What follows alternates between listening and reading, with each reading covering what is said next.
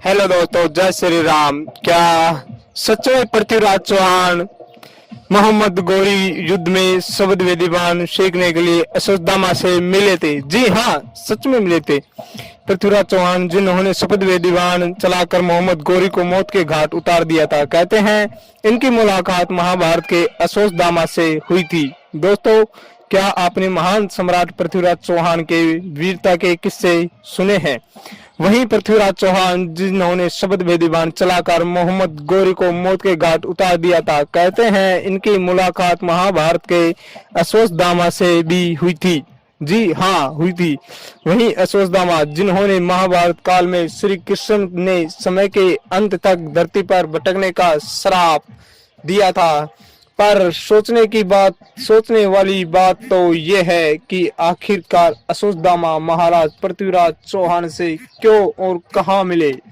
दरअसल पृथ्वीराज चौहान जी ने 1186 से 1191 के बीच मोहम्मद गोरी को कई बार युद्ध में हराया, लेकिन 1192 में वो मोहम्मद गोरी से युद्ध में हार गए थे, जिनके बाद वो जंगल में रहने लगे। वहां रहते हुए उन्होंने एक शिव मंदिर दिखाई दिया।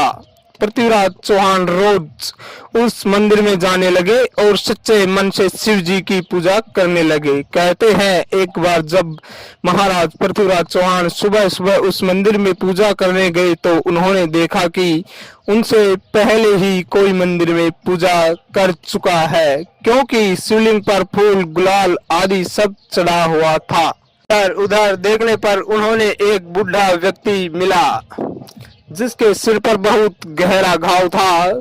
सम्राट पृथ्वीराज चौहान जितने अच्छे योद्धा थे उतने ही कुशल वेद भी थे।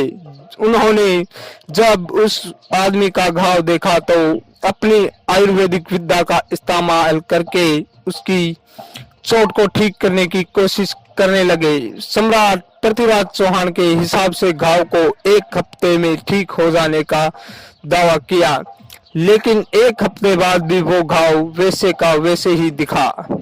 उसमें किसी तरह का कोई सुधार नहीं हुआ। ये देखकर महाराज पृथ्वीराज चौहान बहुत आश्चर्य हुआ। इसके बाद जब उन्होंने उस बुढ़े व्यक्ति से पूछा कि आप अशोकदामा है, तो उसने अपना जवाब हाँ में दिया। उसका जवाब सुनकर महाराज पृथ्वीराज चौहान चौंक गए। उन्हें अपनी आंखों पर भरोसा नहीं हुआ। तब अशोकदामा ने उनसे वरदान मांगने को कहा। अशोकदामा ने ही उन्हें शब्द वेदीवान चलाने की विद्या सिखाई थी। ही नहीं, उन्होंने पृथ्वीराज चौहान को 3 शब्द वेदीवान भी दिए थे जो कि अचूक थे, और बाद में इसी विद्या और बाण का इस्तेमाल करके उन्होंने मोहम्मद गोरी की मौत की थी। कई लोगों का मानना है कि ये मंदिर बुरहानपुर स्थित असीरगढ़ किले का वही शिव मंदिर था जहां अशोकदामा शिव जी की आराधना करने के लिए आज भी रोज आते हैं। हालांकि इस बात में कितनी सच्चाई है इसका कोई पुख्ता सबूत नहीं है। बता दें, महाभारत के इस पात्र अशोकदामा की कहानी काफी रहस्यमयी और चौंकाने वाली है, क्योंकि इनको मिले एक श्राप के कारण वो आज भी जीवित हैं और दर दर भटकते रहे हैं। कहते हैं अपने पिता की छल से हुई हत्या का बदला लेने के लिए अशोकदामा ने पांडव पुत्रों की हत्या कर दी थी।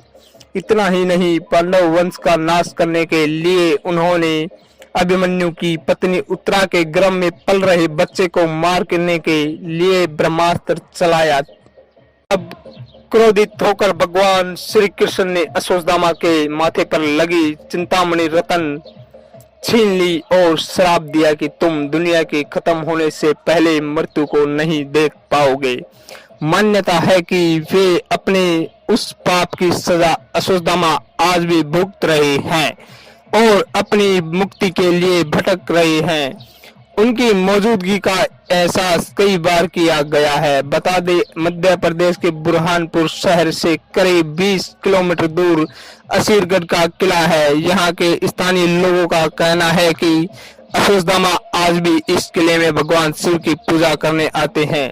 जिसने भी उनको देखा है वो या तो जिंदा नहीं बचा या फिर उसकी मानसिक स्थिति हमेशा के लिए खराब हो गई है। यहाँ के बारे में ये भी कहा जाता है कि अश्वत्थामा पूजा करने से पहले किले के तालाब में स्नान भी करते हैं। दोस्तों, इसके साथ ही जबलपुर की नर्मदा नदी के गोरी घाट के किनारे भी अश्वत्थामा को भटकते हुए देखे जाने की बात कही जाती है। स्थानीय लोगों का कहना है कि यहाँ नदी किनारे भटकते हुए अश्वत्थामा ने अपने घाव से बह रहे खून को रोकने के लिए कभी कभी हल्की हल्दी और तेल मांगने का प्रयास किया है। हालांकि इस संबंध में कोई प्रमाण आज तक नहीं मिल पाया है, लेकिन इस तरह की बातें यहाँ पर लंबे समय से चली आ रही हैं। दोस्तों, आपको ये जानकर कैसी लगी हमें जरूर बताएं।